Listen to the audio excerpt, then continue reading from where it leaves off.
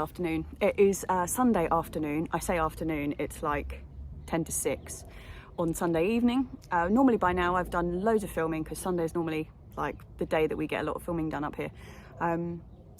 But basically I was too hungover to do anything today, and I've spent most of the day in bed being an absolute baby about having a hangover because it's been a long time since I've had a proper hangover, and I'm out of practice at dealing with it. It's really poor timing on my part because today has been actually a really beautiful day.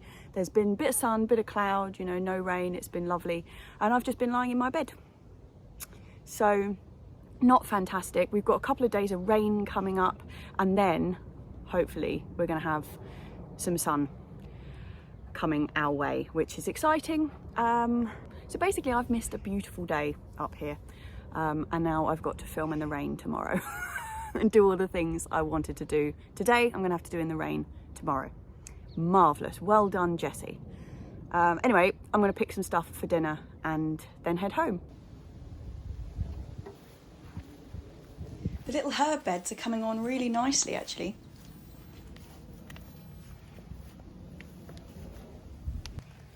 First on my list is oregano.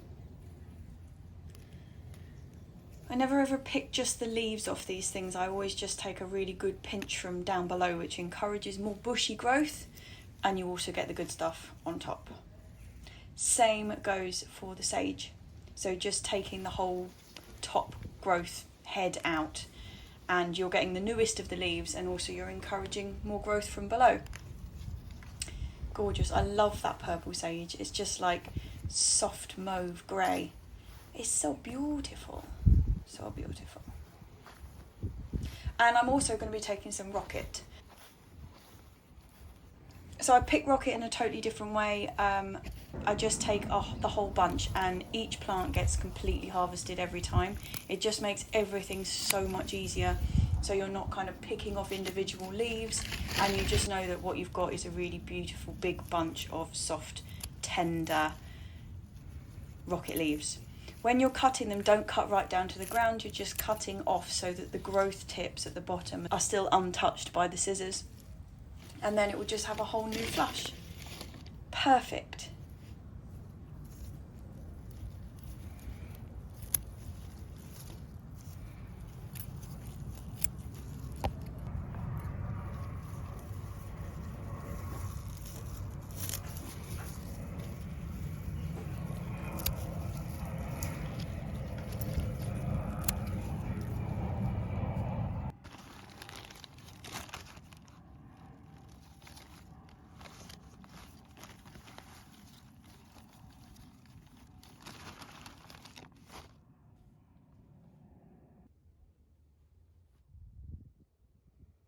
This is my leaf chicory that is going to seed, and I'm going to pick some more of that today too.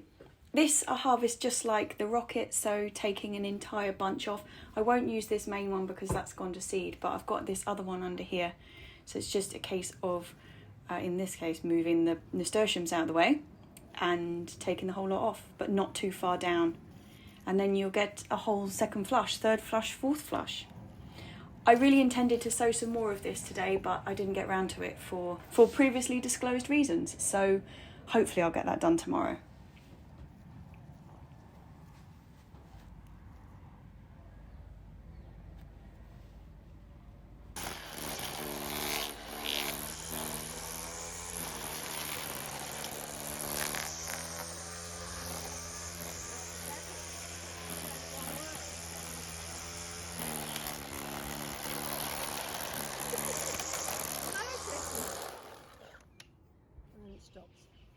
Okay, that's me about done for today. What a waste of a day. Yeah, it's time to go home. I'll see you back up here in the rain tomorrow.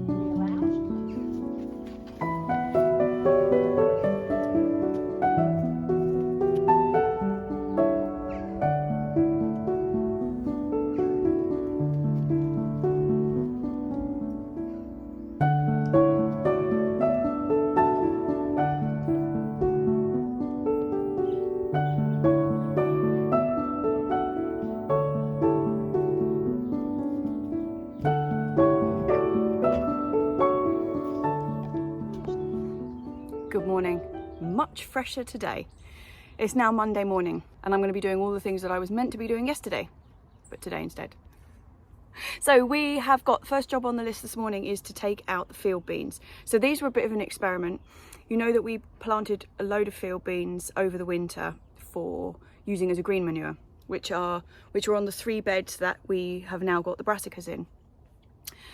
So when I was clearing them out, we decided, I don't know if you remember this, but we decided that we were going to leave a patch in there to see if we could get any field beans from them to actually try like eating the field beans themselves. Well, it hasn't worked out very well. Or it's worked out very well, but in a way we weren't expecting. So we left the patch in, and then shortly after we decided to do that, they were completely smothered in Blackfly, like smothered on a level that I've not ever seen before.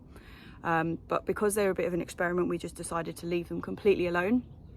And that's what we did, because normally if we get Blackfly on our broad beans, we wash them off, you know, just with water or whatever. But we didn't do anything to the field beans, we just left them. So we just left them and they were mullered, basically. They were completely destroyed. All of the beans that were forming just rotted off. They just couldn't survive that amount of Blackfly. But what it did mean is that we just left them, like keep going, and the Ladybirds moved in big time. They were absolutely smothered. I don't know if you remember when I was discovering them, I was amazed.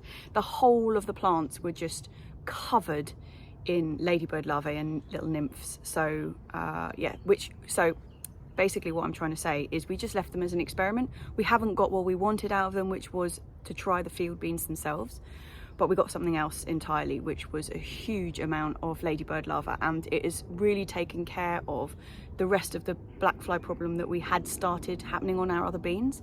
So it's been a really worthwhile thing to do, but we're giving up on getting any beans out of them. Sorry, we've got an aeroplane.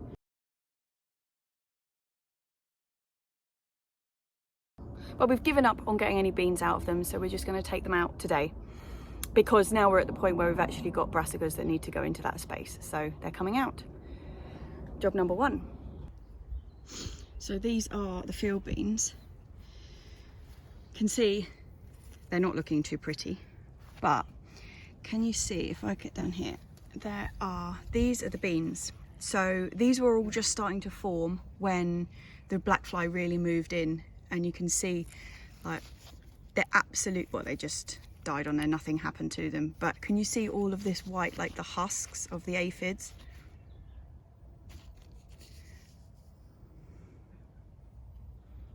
So there's not a single Blackfly left alive in this whole little forest here. They are starting to regrow from the bottom. They've got a bit of fresh growth down here. If we were really determined to try and get some beans off them, we would probably cut them down and leave them at that level, but we're not that keen and we really need the space for something else, so they're just going to come straight out. Actually, having said that, look, there are some beans up here that okay, they're not prime specimens, but you know, we might get something out of them. Anyway, they're coming out.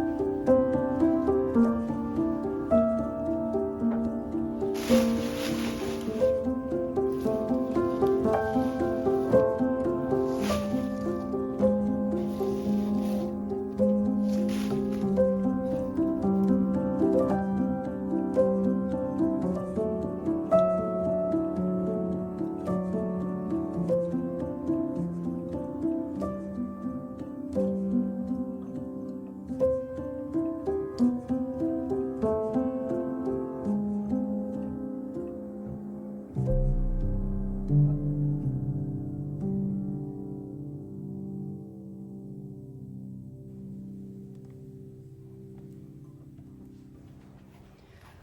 dokie. So what's going in their place is the brassicas, and the first thing that's going in that I know is going in there is this set of 6 kales, curly kales. One of them is a purple stemmed variety. This one here, I will put the name on the screen because I've forgotten it. And the other one is the dwarf green curled. The dwarf green one's the one that I whinged about last year, but had a bit of a reversal on. Yeah. So they are the first 6 that I know are definitely going in this bed. Welcome to your new home, chaps. So, due to constant slug damage of all of the young brassicas that we've had in either the greenhouse or the coal frame, or when we've kept them out, basically they've been really targeted by the slugs and the snails. And what that's meant is, as we've been potting things up and as things have been eaten, we keep like rescuing the ones which are not completely dead, like eaten off at the ground, and also moving them around in a desperate attempt to keep them away from the slugs. But what that has meant is that now I have, how many trays? Like 3 trays of potted up brassicas with no labels, all mixed up, and I don't know what any of them are, which is fantastic. I've got 1 tray of little primo cabbages and some Calabrese broccoli, so I know what they are. I've also got that tray that I brought over that was the 2 kales, so the red kale and the green kale. I know what they are. Other than that, somewhere in those trays I have got a mixture of spring cabbages, the Romanesco cauliflowers, I've got purple sprouting broccoli, Brussels sprouts, kalettes possibly. Basically I've got a whole load of stuff. I don't know how many of each have survived, and it's all a bit of a mystery. So the back end of this bed, where we've just taken the beans out of, is going to be like a surprise mystery magical wonderland of brassicas of various sizes and shapes. They're probably going to be planted too close together because I don't know what they are, but that's the way it goes. I blame the slugs. That's what I'm going to do. I'm going to blame the slugs.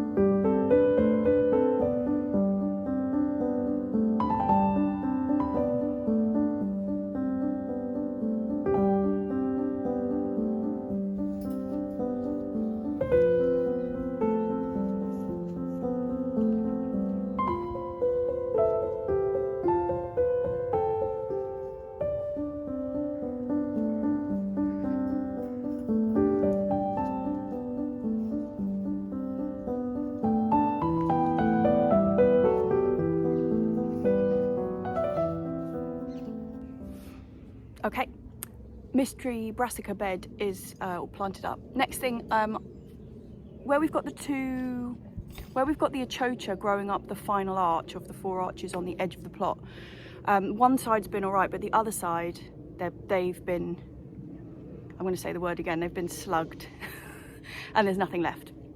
But luckily, somebody we know up there had a spare one, so she's very kindly given us an extra chocha, and I'm going to get it in on that corner now and replace the two that I really don't think are going to recover. So I'm not going to take these out, just in case, you know, they do just decide they're going to do something. I'll just leave them in there, but they don't look fab. And I'm going to plant the new one. I'm going to plant the replacement in there now. So there was actually 3 planted along this edge, but the one in the middle is completely gone. There's not even a stick there. So I'm going to plant this one right in the middle where that one was, and hope for the best. I actually got these seeds originally last year from a bloke called Ash, and he gave me loads of them and they had perfect germination rate. So I started spreading them around to other people on the plot, and I gave these ones to Caroline, and you see she's not labelled it a chocha. Just weird stuff, that will do. Yeah, so this one is bigger than the ones that when I planted these 3 that were in here, they were only about maybe 6 inches high. This one's considerably larger, so I'm hoping that it's going to be high enough up the arch that it's kind of can outgrow all the damage. It's a healthy looking chap. This is what the other ones were supposed to look like. It's even got little flowers on there. Yeah, that's what you were supposed to look like, boyo, not just a stick. Yeah. So the one on the other side was eaten as well, but it has actually recovered, so I'm optimistic about that one. And he's got a loofah as a friend in here. Well, that's 2 jobs off the list. I'm actually quite pleased. I mean, you know, yesterday I was saying that I'd missed all the good weather. Well, okay, it's not like crystal clear skies, but we're getting quite a bit of sun, which is really nice because I thought it was meant to be raining all day today. Supposedly it's going to happen at about 3 o'clock and rain all night, and then the weather forecast says we've got a bit of a week of okay weather. Oh, it's going to be okay weather. Pretty exciting. What else am I going to do? I've got some sowing to do. I want to put another row of turnips in. I've got to water the greenhouse and the polytunnel. That's something we really haven't had to worry about so far this year though, is it? Other than the indoor stuff, the watering. Okie dokie, the first thing I'm going to be sowing, which is direct sow, is going to be some Florence fennel. That's the first thing. That's going in the bed where we've got a lack of parsnips. That one's going in there. I'm also going to throw in some more rocket along the path. This is the slightly wider leaf one than the one I was picking yesterday. So the skinny leaf one has done really, really well this year, but the wider leaf one, when it first came up, it bolted really, really quickly, and I haven't got any more in. So we've been using it for cut flour because it's gorgeous, but not very good for a salad. The other thing that I'm going to sow today, which I'm pretty excited about, is, you know, yesterday I picked the leaf chicory for dinner. I absolutely love it. I think it's unbelievably delicious. But last year was the first year we'd ever grown it, and there's a lady on the corner who had some spares, and she's Italian, and she'd given us these little plants to put in, and they sat in that covered bed all over winter, sort of not doing very much. I mean, they looked really lush, but we didn't really know what we were doing with them.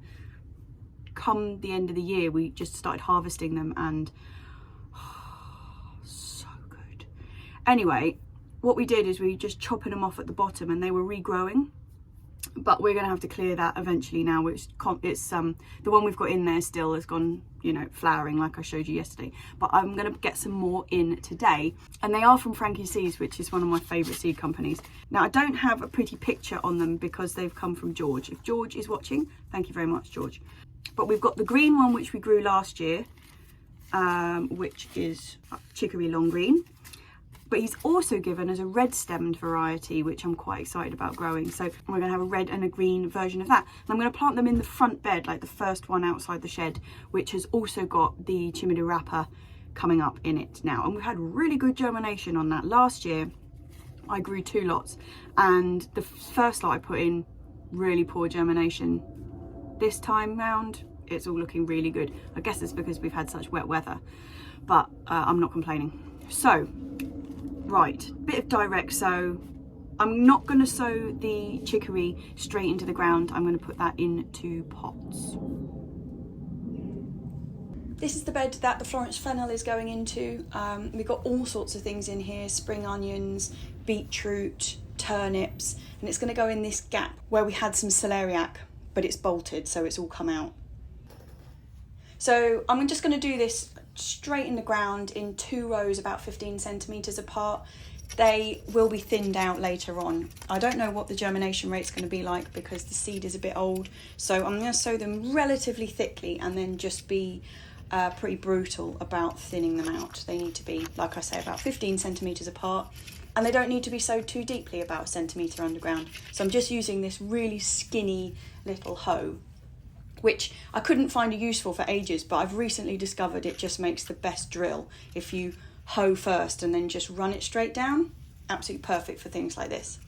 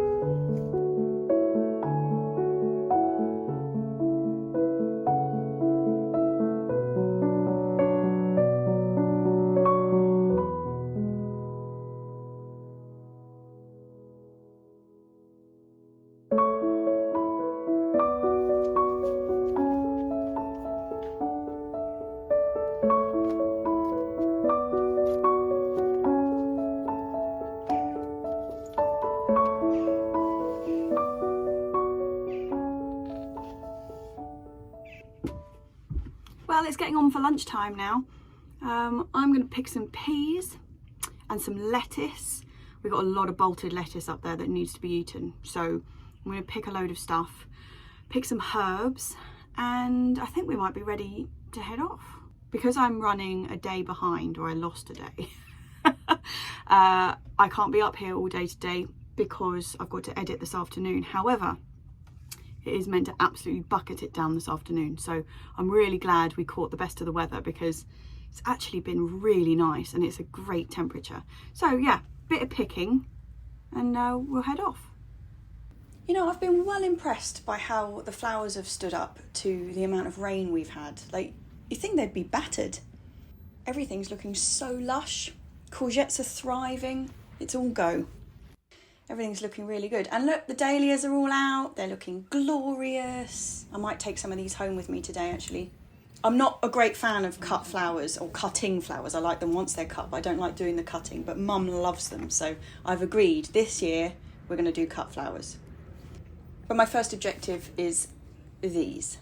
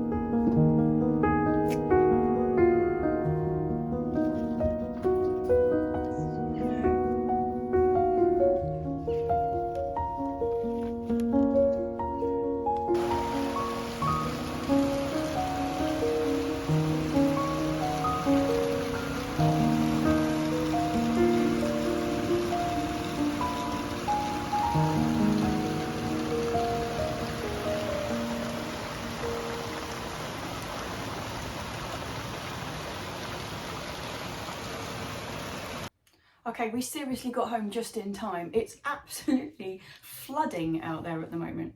It's amazing how quickly like the clouds roll over. Like 1 minute it's kind of grey skies and the next minute it's basically black.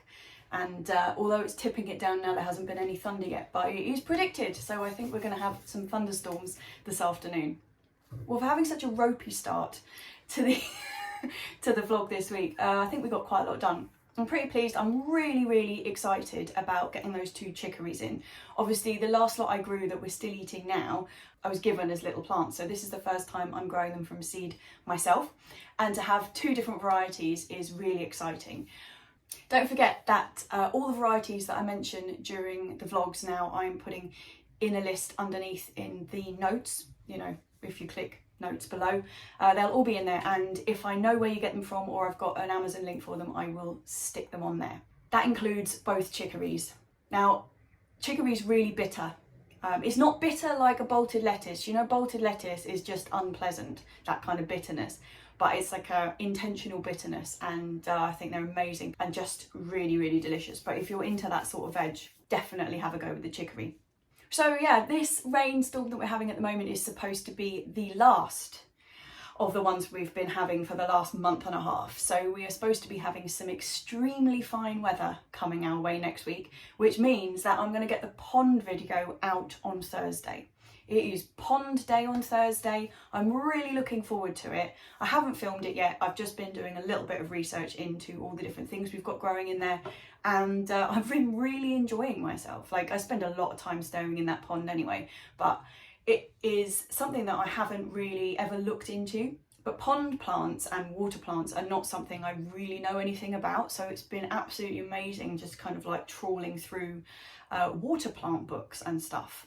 Proper geeky, but I've been really enjoying it. And also identifying all the little creatures in there to the best of my ability. I mean, the plants I'm better at identifying than the creatures. So that's what's going to be the Thursday upload. And then next week's Tuesday vlog is going to be a little bit different. So I'm going to Essex for the weekend, and I'm bringing you with me. We are going to go and visit Alex from Alex, you know, the Essex allotment Alex, which is going to be pretty exciting. He started off on an allotment. That's when I first met him on Instagram, and in a very short amount of time he's gone from an allotment to having a market garden, and he's doing CSA veg boxes and all that kind of stuff, and he's also doing farmers markets on Sunday mornings. So I'm going to go down there and pootle around with him for the weekend and see what it's like growing on a scale that I can't really even imagine. I mean, it's not like those massive American farms or even massive British farms. It's not like that, but it's pretty big, and it's a bit of a leap from an allotment. So I'm really excited about that. And it's going to be a bit of a kind of an experiment. I don't know what it's going to be like turning something like that into a vlog. I've got quite used to kind of the way I can film things just at the allotment, just like me and mum, and we can kind of focus on what we're doing. Filming out and about elsewhere is going to be a bit different. But I would really like to be able to do that, to just kind of go off and see other people's plots, and this is going to be a bit of a trial run for that. So yeah, next week we're going to Essex. And the long and the short of it is I've got no idea how it's going to turn out. Like I say, it's a bit of an experiment. I'm really looking forward to it, not in a vlog format, but just because it's like the first time I'm going to be out of London for, what, 18 months? More than 18 months. The last place I went, I think, was Portugal. So I've gone from Portugal to Essex, but you know, I'm all right with that. Yeah, so that's what we're going to be doing next week. In the meantime, I'm going to just wrap this vlog up because I am nattering. That is pretty much me done for this week. I don't have anything to cheers you with because it's mid-afternoon and that way trouble lies. But I am going to upload this footage now, and then I'm just going to duck through the rain. I'm going to nipping up to Covent Garden to meet a friend of mine for a drink, and that sounds remarkably like normal life, which is pretty amazing. Going away next weekend, just nipping up the road to meet a friend, like it's all go. So I'm going to stop rambling on. Next week is going to be pond. Weekend after that, we're going away on holiday, chaps, and I will see you then. See you soon. Cheers anyway. If you've got a drink, cheers. I will cheers you in the pub this evening.